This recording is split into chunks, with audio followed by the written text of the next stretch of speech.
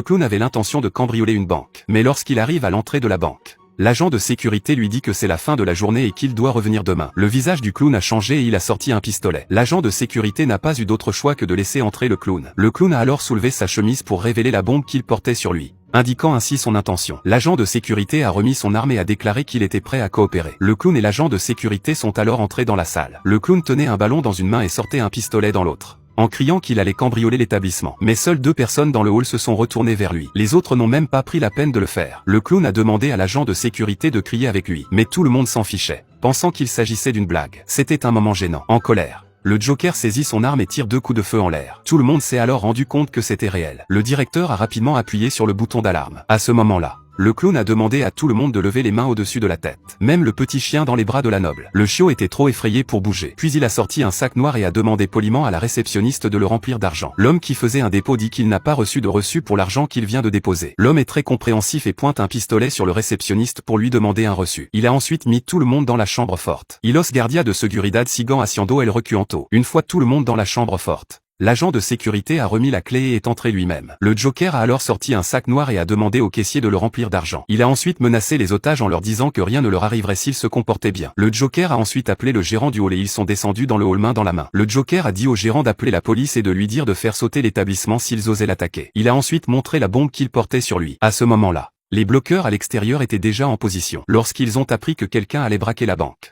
une foule immense s'est rassemblée dans la rue. Les petits commerçants ont également pris l'avion pour profiter de la position pour faire un gros profit. Regardez les otages dans la chambre forte. Certains jouent avec des appareils électroniques. Ils claquent des pieds. Ils enregistrent leurs dernières paroles. Ils chantent. Ils mâchent du chewing-gum. Il y a des pleurs et de la tristesse. Dans le hall, un clown qui s'ennuie tire plusieurs fois sur la caméra. Mais il est tellement mauvais tireur qu'il n'a plus de balles et qu'il rate quand même son coup. Il sort le revolver de son agent de sécurité et tire sur la caméra. À ce moment-là, le capitaine appelle pour demander ce qu'il est advenu des coups de feu. Le Joker a dit qu'il n'était pas à l'aise avec les caméras de surveillance qui le regardaient. Puis le Joker a dit aux flics qu'il avait besoin d'un bus rempli d'essence, et d'une moto, d'un monster truck et de 2 hélicoptères. Il libérerait un otage s'il remplissait l'une de ces conditions. Les hélicoptères furent bientôt livrés. Fidèle à sa parole, le Joker s'est rendu dans la salle des coffres pour choisir un otage.